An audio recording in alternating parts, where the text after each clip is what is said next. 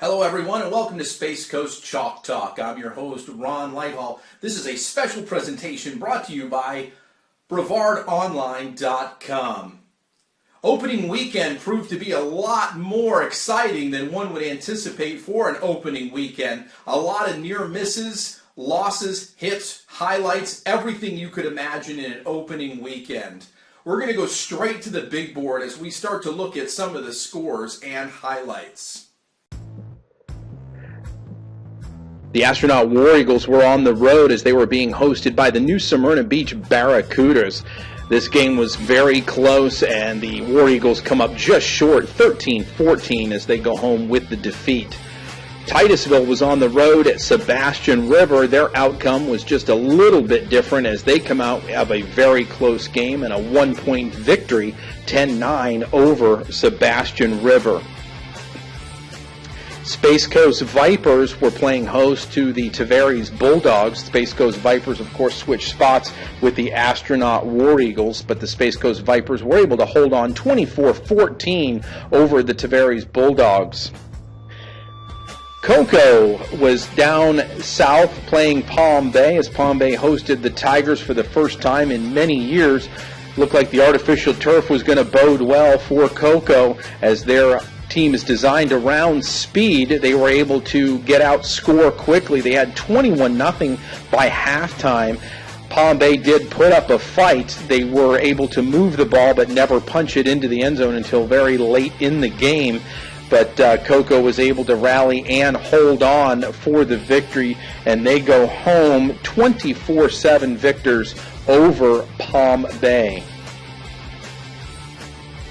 Merritt Island's 50th anniversary. They were hosting the Heritage Panthers in a questionable scheduled game. A much larger team, a packed, sold-out stadium saw the Panthers hang 29 on the host Merritt Island Mustangs. Cocoa Beach Minutemen were hosting a much larger Eastridge out of Claremont. The Minutemen just didn't have enough for the much larger and faster, more talented Eastridge as they hung 48 on the Minutemen to Cocoa Beach's 6.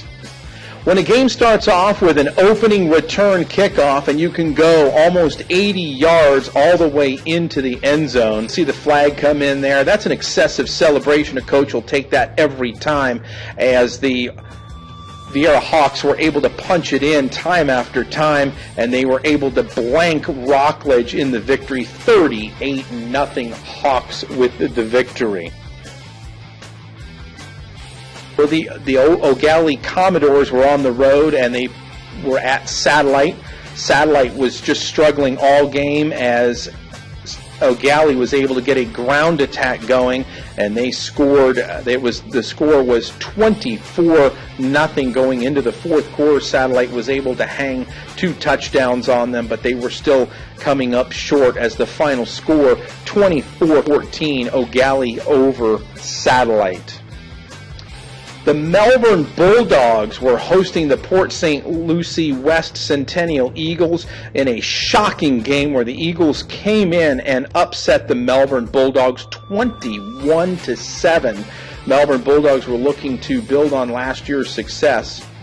In another shocking game, Holy Trinity on paper should have been all over Cornerstone Charter Academy, but Cornerstone was able to eke out the victory by 1 point, 14-15, Cornerstone with the victory. Bayside traveled out of state all the way up to Lowndes, Georgia, where they were being hosted by the Lowndes, Georgia Vikings. The Vikings were less than hospitable as they hung 49 on the struggling Bayside Bears. Mike Riazzi and his Melbourne Central Catholic Hustlers were hosting Father Lopez, as was last year. This was a lopsided game as the Hustlers put 49 on the board and Father Lopez could only muster 20. Merritt Island Christian Cougars were on the road as they were being hosted by Orlando Christian Prep. Just didn't have enough gas in the tank to get the victory as they fall 34-8 against Orlando Christian Prep. Well, that'll do it for this week's show. I hope you enjoyed all the hits and highlights as well as the scoreboard. We'd like to remind everyone that this is a viewer-supported program.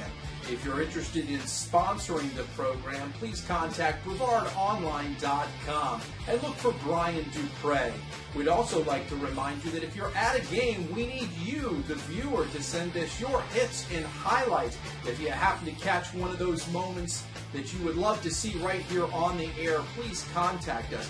Once again, you can catch us here on Brevard Online or look for us on Space Coast Chalk Talk on Facebook.